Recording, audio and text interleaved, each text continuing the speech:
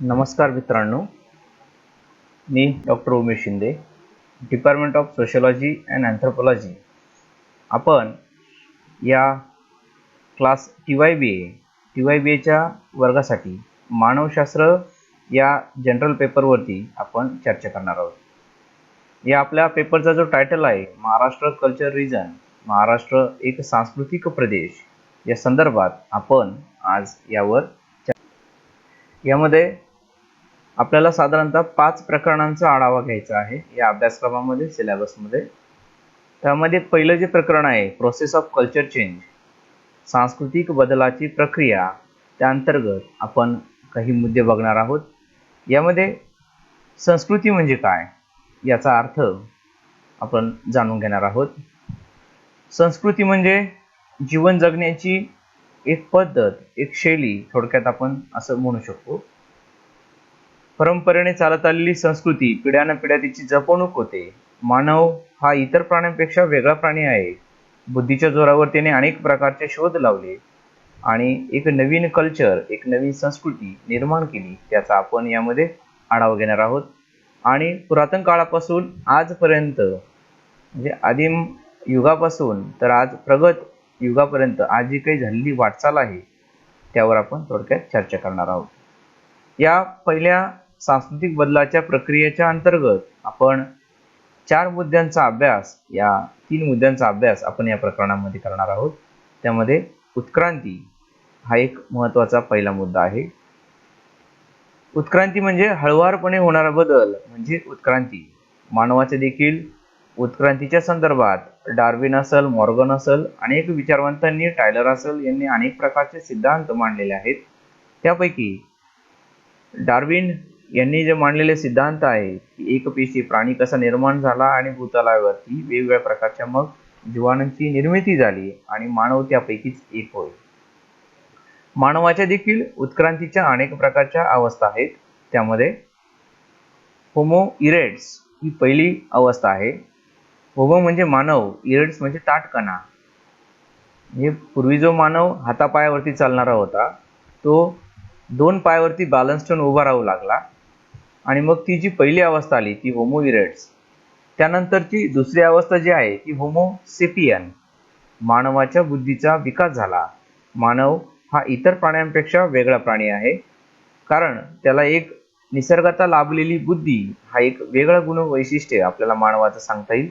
आणि मग या बुद्धीच्या जोरावरती मानवाने अनेक प्रकारचे शोध लावायला सुरुवात केली.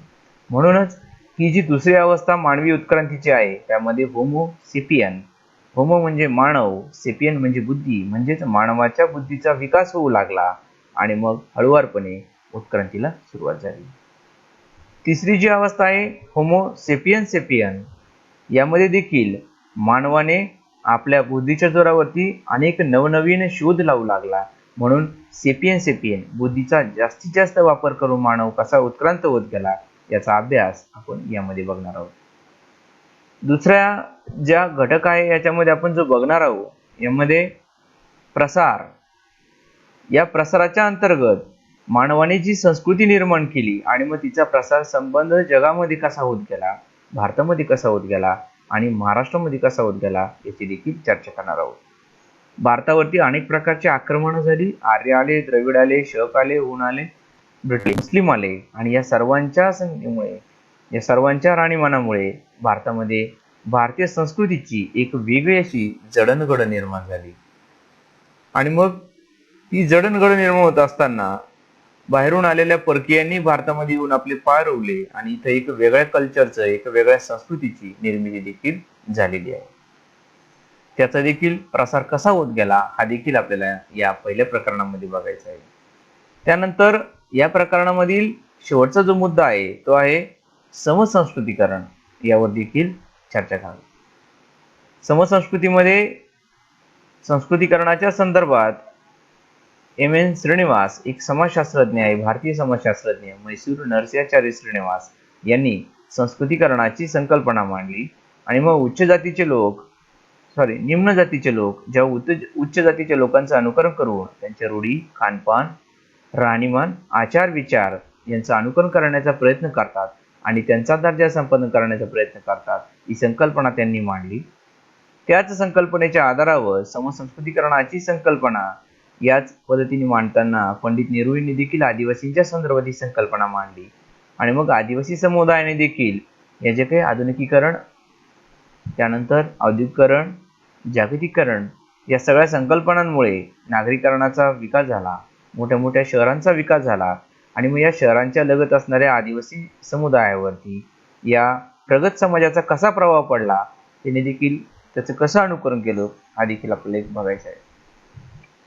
प्रकरण दुसऱ्यामध्ये आपण जे बघणार आहोत, एक महाराष्ट्रातील सांस्कृतिक प्रदेश यावर देखील चर्चा करणार आहोत. यामध्ये meaning and concept of culture and culture region, आपल्याला यामध्ये संस्कृती, तिचा अर्थ आणि तिची संकल्पना बघायची आहे आणि सांस्कृतिक प्रदेश याचा देखील आपल्याला विचार करायचा आहे. महाराष्ट्रामध्ये वेगवेगळे भाग आहेत, वेगवेगळ्या प्रकारचे सांस्कृतिक प्रदेश आहेत. या अंतर्गत आपल्याला हिस्ट्री ऑफ महाराष्ट्राचा इतिहास हा जाणून घेण्याचा प्रयत्न करायचा आहे. महाराष्ट्राची निर्मिती कधी झाली, त्याला कुठली कारणं होती, महाराष्ट्र नावाच्या अगोदर कुठलं नामकरण होतं, नंतर महाराष्ट्राचं नाव कसं देण्यात आलं, महाराष्ट्रामध्ये कुठले कुठले भौगोलिक भाग आहेत, यावर आपण चर्चा करणार आहोत. याचा पुढील जो मुद्दा आहे त्यामध्ये आपण भौगोलिक प्रदेश महाराष्ट्रामधील, त्यामध्ये वेस्टर्न महाराष्ट्र म्हणजेच पश्चिम महाराष्ट्र, खानदेश, कोकण, मराठवाडा आणि विदर्भ या वेगवेगळ्या भौगोलिक भागांची देखील चर्चा आपण यामध्ये करणार आहोत. पश्चिम महाराष्ट्रामध्ये पुणे, सांगली, सातारा यांचा कसा समावेश होतो. खानदेश म्हटलं की धुळे आणि जळगाव. विदर्भ म्हटलं तर आपल्याला साहजिकच विदर्भाच्या अंतर्गत नागपूर, भंडारा, गोंदिया कसे भाग येतो, अमरावती, याचा देखील अभ्यास करणं गरजेचं आहे. आणि मराठवाडा म्हटल्यानंतर औरंगाबाद, बीड, परभणी, उस्मानाबाद, लातूर यांचा त्यामध्ये समावेश होतो. औरंगाबाद हे महत्त्वाचं मराठवाड्यातील शहर आहे. वेगवेगळ्या पद्धतीने तिथे कुठल्या प्रकारचे सांस्कृतिक त्याला काय लाभलेला आहे याचा देखील आपल्या त्या दृष्टिकोनातून अभ्यास या प्रकरणांमध्ये करायचा आहे. आणि शेवटचा जो मुद्दा आहे ते महाराष्ट्र धर्म ही जी संकल्पना आहे, महाराष्ट्र धर्म ही संकल्पना सर्वप्रथम संत रामदास स्वामी यांनी कशी मांडली, महाराष्ट्र धर्म म्हणजे काय, याचा आढावा आपल्याला या प्रकरणामध्ये थोडक्यात.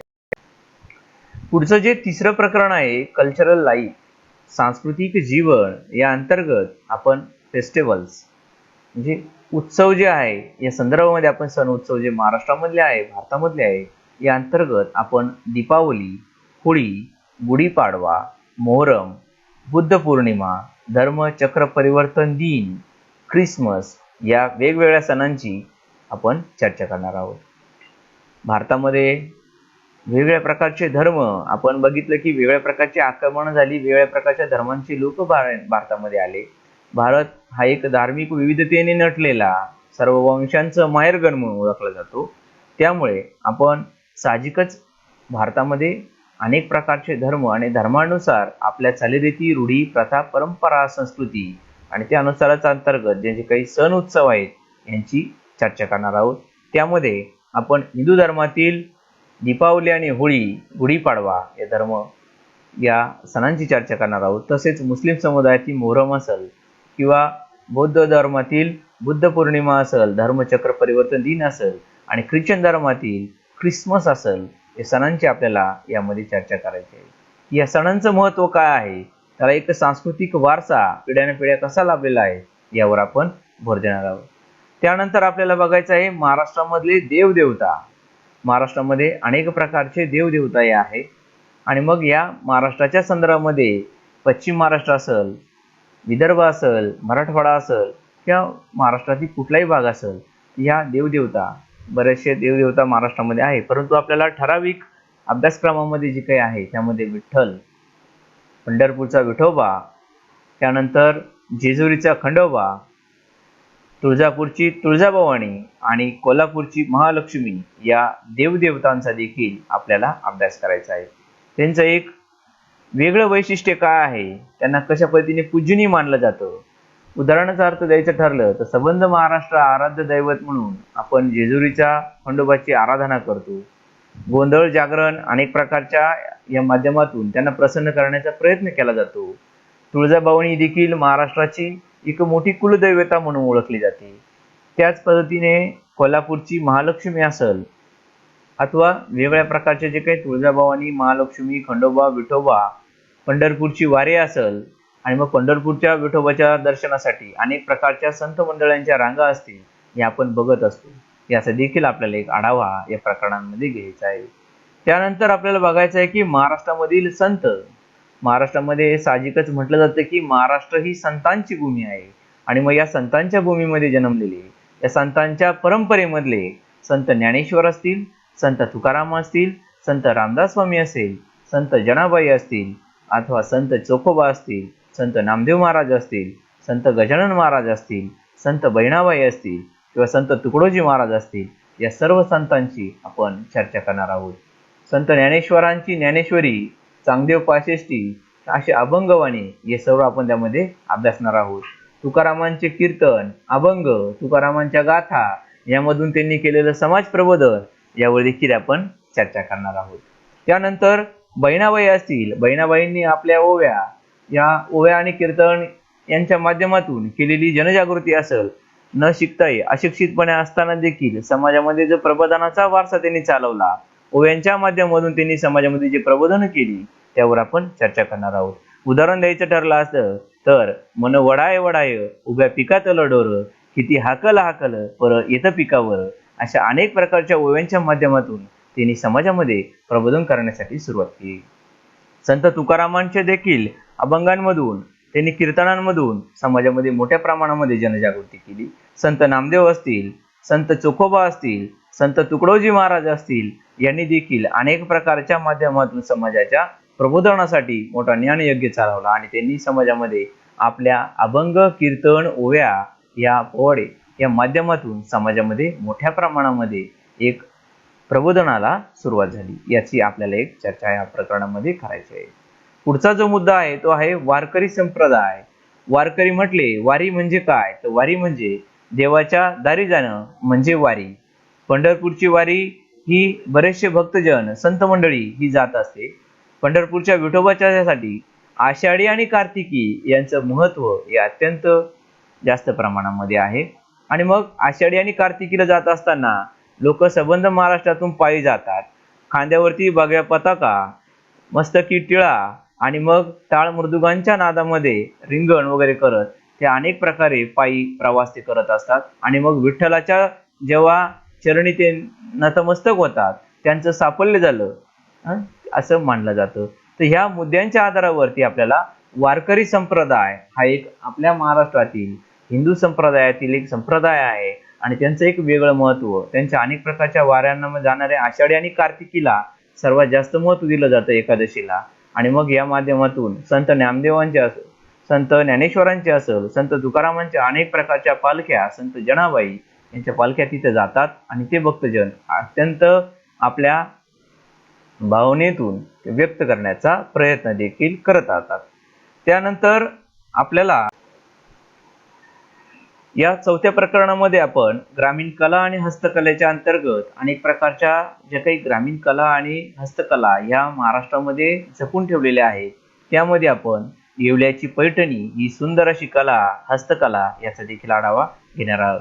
या पैठणीच्या पैठणी म्हणजे सुंदर असा हाताने केलेलं एक विणकाम, 9 वारी आणि 6 वारी हे त्याचं एक वैशिष्ट्य आहे आणि सबंध भारतामध्ये त्याला मागणी असते. पारंपरिक कला, ट्रेडिशनल आर्टच्या अंतर्गत आपण ओवी, अभंग, कीर्तन, पोवाडा, लावणी आणि तमाशा यांचा देखील विचार करणार आहोत. ओवी, अभंग, कीर्तन, पोवाडा हे समाज प्रबोधनाचे मोठे माध्यम आहे. त्याच पद्धतीने लावणी आणि तमाशा देखील आहे. लावणी म्हणजे स्त्री सौंदर्याचं वर्णन करणारं गीत, त्याचा अंतर्भाव हा तमाशामध्ये होतो. तमाशामध्ये लावणी येते, वगनाट्य येतं, गणगवळण येते आणि मग वेगळ्या पद्धतीने ते समाजामध्ये प्रबोधन करून समाजामधील वगनाट्याच्या स्वरूपातून एखादा संबंध, एखादा प्रसंग उभा करून त्याचं समाजामध्ये प्रबोधन करण्याचं काम हे तमाशाने केलेलं आहे. तमाशा हे एक मनोरंजनाचं देखील आणि समाज प्रबोधनाचं देखील महाराष्ट्रातील एक मोठं माध्यम आहे. त्यानंतर वारली पेंटिंग आणि त्यांचं डान्स. वारली ही एक आदिवासी समुदाय, महाराष्ट्रामधील 2 नंबरचा असणारा समुदाय म्हणजे वारली, आणि या वारली समुदायाचे जी काही चित्रकला आहे तिची जपवणूक आजही त्यांनी पिढ्याने पिढ्या केलेली आहे आणि परंपरागत ती चालू आहे. त्याला त्यांच्या चित्रांना अनेक प्रकारे प्रदर्शनांमध्ये मोठ्या प्रमाणात मागणी असते, ती मांडली जातात आणि त्याला मोठ्या प्रमाणामध्ये त्याला असा वाव आणि एक सुंदर अशी चित्रकला ही वारली कम्युनिटीने जपून ठेवली आहे. आदिवासी समुदाय म्हटला की एक वेगळे वैशिष्ट्य त्यांचे असते आणि त्यांनी आजही ते टिकून ठेवले आहे. त्यांचं पारंपरिक वाद्य आणि त्यांचे पारंपरिक डान्स हे त्यांचं आजही आपल्याला आज दिसून येतं. त्यानंतर आपण जे बघणार आहोत ते म्हणजे लेण्या. लेण्यांमध्ये अजिंठा, वेरूळ अशा वेगळ्या प्रकारच्या लेण्या या महाराष्ट्रामध्ये आहे आणि या लेण्यांच्या अंतर्गत आपण मुंबई असेल, पुणे असेल, नाशिक असेल, इथल्या ज्या काही लेण्या आहेत या लेण्यांच्या अंतर्गत असणारं पेंटिंग्स आणि त्यांचं एक वेगळेपण कसं आहे यावर देखील आपण चर्चा करणार आहोत. त्यानंतर शेवटचा जो मुद्दा या प्रकरणांमधला आहे त्यामध्ये आपण बघणार आहोत किल्ले. किल्ल्यांच्या अंतर्गत आपण भुईकोट किल्ले, समुद्री किल्ले आणि डोंगरी किल्ले असे 3 त्याचे भाग आहेत. सागरी किल्ले किंवा आपण समुद्र किल्ले याच्यामध्ये मुरुड आणि जंजिराचा समावेश होतो. डोंगरी किल्ल्यांमध्ये डोंगरावर असणारे रायगड वगैरे जे काही किल्ले आहे यांचा समावेश होतो. हे देखील. त्यानंतर पुढचं जे प्रकरण आहे 5वं ते आहे आर्थिक संघटन.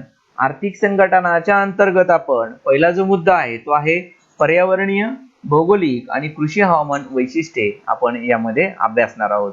दुसरा जो मुद्दा आहे तो म्हणजे महाराष्ट्रामधील कृषी पद्धत, त्यामध्ये पारंपरिक, बलुतेदारी आणि आधुनिक अशा या शेतीच्या पद्धतींचा देखील अभ्यास करणार आहोत.